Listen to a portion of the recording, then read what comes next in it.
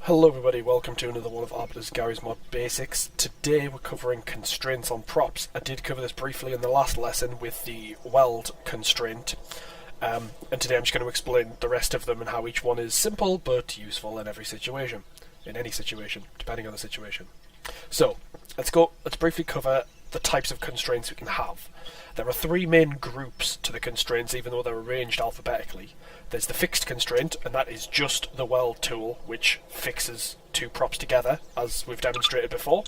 Let's use these two doors. Where'd the other one go? Oh. So if I weld that to that, they're now welded together and will stay fixed whenever I move them around. There's also the easy weld constraint, which is when you right click and you can easy weld two things together. Oh dear, it's fallen down. And what I didn't say the last time, because it was too complex, is when you right click again, you have the chance to rotate the prop into place before you right click it into a fixed position. So the easy weld allows you to snap two things together and rotate them together. So that's weld. The next group of constraints are what I like to call rotational constraints, and these are axis, ball socket, and motor. And what they basically do is the props that are constrained together have the option, or are designed to rotate. They're not fixed and they're not kind of dangling anywhere. They're able to rotate. So the first one I'm going to show you is the axis tool. And to do this, I need a little. That'll probably do it. I need a little bobble thing. So. Axis tool is what connects wheels to a car. So you got to think a car, while remaining like a level object, the wheels still need to move and they're axised in place. So what you do is you click point to point. Everything besides the weld tool works point to point. So when you click the middle, it is the middle of that prop that is going to have this constraint applied to it, and that applies to everything but weld, because weld just sticks two things together. So I'm going to kind of aim for the middle here, and that's our axis set up. And now when I unfreeze this, we can see that it spins on our little cube here. So if the cube is frozen, we still have something that spins, and it's kind of free rotating there. If I was to hit it, it spins a lot faster. And in the settings here you can change the friction so that that's going to spin indefinitely really until the weight of the prop slows it down, which is unlikely. But you can set the friction really high so that it requires more to spin a prop, or it'll slow down quicker. And that's the axis. The next thing along you have, which is kind of similar, is the motor. And the motor does the same thing, except you can set keys to make it go forwards and backwards. So at the minute it's pretty much the same settings as the axis, except you have keys plus and minus to go forwards or backwards. So let's do the same thing again. Middle to the middle. I'm going to freeze it a little bit, and then when I press plus, it starts to spin. When I let go of plus, it will not stop spinning because the friction is set as 0. But if I press the minus key, it will slow down and start to spin in the other direction. And that's a motor. So motor works more like a wheel than an axis does, but an axis is still free rotation and happy to do its thing. So that's a motor. The third rotational object is a ball socket, and a ball socket acts like, well, it is a free rotating kind of motion. And the best way I can explain it is like a shoulder and an arm, which is kind of what I'm mocking up here. You can see that's the shoulder, that's the arm. The way that your own shoulder and arm allows you to, move your arm in 360 degrees around your shoulder, a ball socket will do the same thing. So you ball socket two things together, and when you look, they rotate in, 360 degrees, kind of just dangling there, but you can also move it up and above, and again, it's point to point, so the ball socket exists between that surface and that surface there. It's not between the props. So when I try and lift it all the way around, it's getting stuck on the top of the prop because, they still exist as separate props, even though they're constrained together.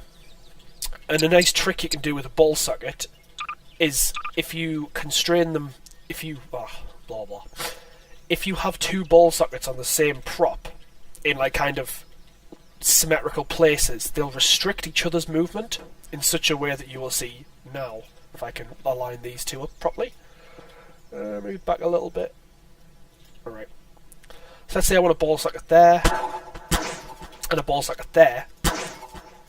They will restrict each other's movements so that they can't move laterally anymore, but they can move up and down. And what it makes is a hinge. So there you go. So, an axis makes something that just spin on the spot. A motor creates something that you can make spin on the spot. And a ball socket creates something that can rotate freely, or if you apply more than one, rotate in only one axis. And those are your rotational constraints. Your next group of constraints are things I like to call rope constraints, and it's mainly because they all appear like that kind of model. They're all rope type things. So, let's start with the obvious one, the rope. How simple do you want it? You know, it's a rope. It can be used to, you know, tie a rope from one thing to another.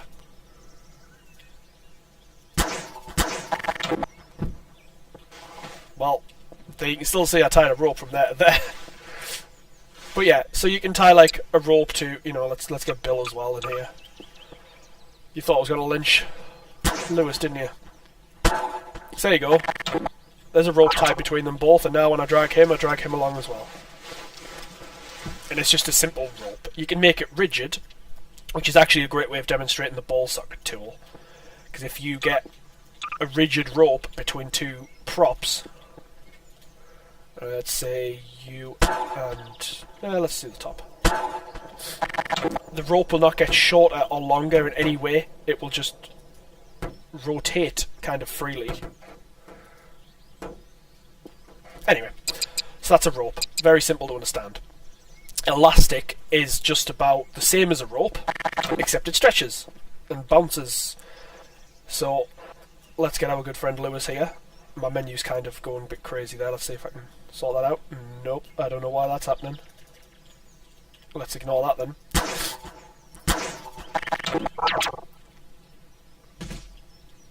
Oh right, yeah, I just took all the elasticity out. So, that top setting, if you can see, make it stay still, is to is how strong the elastic is. If it's down to 0, the elastic will just do nothing but stretch, and if it's all the way high, it will probably just be too tight. So there you go, there's Lewis bungee jumping. Yay! So, that's elastic. Next on the list, let's go for a muscle. I'm doing these in the order of like simplest to more complex. In muscle, a muscle expands and contracts the same way that your own muscles do. You can set how much they'll expand by, so I've got mine set to 100, so they're only going to expand by 100. And the time, so over a period of 1 second, it's going to expand by 100. And you can set that to 10 seconds, so it's expanding like, what, 10 units a second? Either way. And fixed just means it's going to be completely rigid. So let's spawn 2 plates, get rid of the menu. And if we put these 2 plates, well, I've made 3 apparently, side by side, you will see that when we apply the muscle and unfreeze it, it just starts expanding and contracting. And you can apply a button here to toggle it on or off.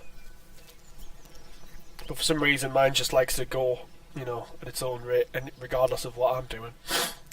So a muscle just expands and contracts like that, back to its original position. And similar to that is a hydraulic. And the hydraulic does the same thing, except you tell it when to expand and when to contract. So, if we get a hydraulic, and mine set enter, again the distance is 100 and the speed is 4. That's basically the same thing as time, so how fast you want it to expand, how fast you want it to contract. If I unfreeze that and press enter, it expands to 100 over a period of 4, and then back like that. And that's a hydraulic. So a muscle expands and contracts continuously. A hydraulic only does it when you tell it to do it. Let's go for a winch next, because a winch is kind of like a hydraulic, except that it has no fixed lengths. Yeah, that'll do. So, I'm just going to put these plates up side by side again. except that I don't think you can make these fixed, so they're probably going to fall to the floor. To there, to there. And what a winch does is it expands or contracts depending on... You can make it longer or shorter, basically. It's just a normal rope that you can make longer or shorter. So let's drop that and let's pull it in. So you can see making the rope shorter, and let's make it longer, and it just drops to the floor. So let's just dangle this from the ceiling. Pull it up. And there we go, it goes up. And let's drop it down. It's got stuck on the top. And there you go. And that's a winch. So you can pull it up. And leave it in the middle if you want. And plus to expand. So a winch makes the rope shorter or longer with keys. The next thing you can use is a slider. Now sliders you need to be careful with because these are very prone to black holing effects. All they do is they create a, well, it says in the description, a slider restricts your object to move along a single axis. Now, the easiest way to set a slider is you can, of course, like click and then click again, and then there's your slider, and you can see it's only moving in one direction, but it's kind of a strange plane of movement. As with the slider, with any rope tool, if you right-click on an object, it will immediately create a straight line to the next object. So say this is just above the floor, you can right-click it in the middle, and it'll straight shoot to the world, and that's wonderful. Especially if you've set the object to be flat, because now it's going to go up or down while remaining totally flat. So I could have done that with a rope, you know.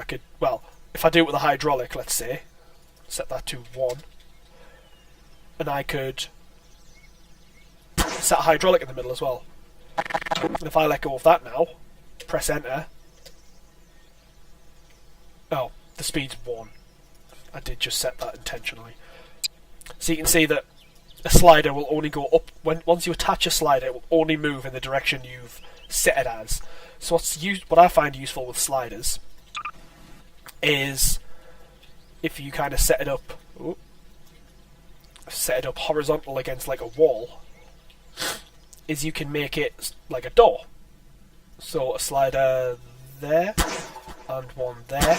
Obviously you would use a prop that suits it, but imagine that's a door and it just kind of slides open and closed. And it will just, you know, keep on. But the thing is, because the slider restricts its plane of movement, what can happen is it will black hole if it like interacts with a surface that is forcing it to be more to move in more than the one direction it's now allowed to move in. For instance, if I was to get a plate here and go, hey, you can see it's already starting to like spaz out a little bit. There you go. And now it's and then it sometimes it self-rights itself and sometimes it just won't. So be careful with sliders, because they can cause problems. The last thing on my list, I believe, is a pulley. And a pulley I only discovered what it did yesterday when I went to start making this tutorial video. And what the pulley does is it just allows for a rope constraint to free move between two objects. So I'm going to attach a pulley. Let's put these in the air, because otherwise it's not going to make sense. And I'm going to attach a pulley to the middle of this thing. And you can see the description in the top left there. It says click on an object, and then it says click somewhere else, ideally on the world. I'm just going to use this prop. Then it says click somewhere else again, ideally on the world. So I'm going to click on this prop again, and then I'm going to click on this. And you can see there's a rope been made from that prop through that one into that one. And what it does, if I unfreeze them, is it'll allow, when I pull on this, it'll shorten that rope. And if I were to pull on this, it will shorten that rope. It's basically a fixed length of rope between two objects that's passing through something else. But awkwardly, you can take this block away. Can I just remove it? You can take that block away and the pulley just still remains because it's supposed to be attached to the world. I don't know why it doesn't allow it to be attached to props, but it doesn't. But that's a pulley. You pull on one thing and it'll pull on another. And those are all your constraints, rope-based, rotational, and otherwise. Now I'm just going to throw all these together and just show you something you can build with just these props and constraints. Okay, so what I've made here is it's a plank of plastic. It's a 1x8 thing with 2 poles either side, and they've been axised together. And what I've done is I've attached 2 winches to the top, so that when I extend the rope, it should hopefully fall. And that's kind of gone a bit wrong, but it should create like, there we go. It's extending a bit too fast, but it should create more of like a drawbridge effect, which I've kind of done, but the rope's moving a bit too fast for that. But these are the kind of things you can do, and of course you can bring the rope back up. Whee! Not a catapult yourself in the air, but obviously to retract your drawbridge. There we go. That's more of a bit. That's a bit more like it. And you can walk up your drawbridge, and of course bring it back up. And that's just with 3 props, an axis on both sides, and 2 winches. You don't even need both winches. You could just use one, and it would still have the same effect, really. There you go. There's a drawbridge with a winch. And there you go. So that's been constraints. Usually I kill myself at the end of these videos, so let's try my best. Well, catapult myself in the air. Let's call that a day. Bye.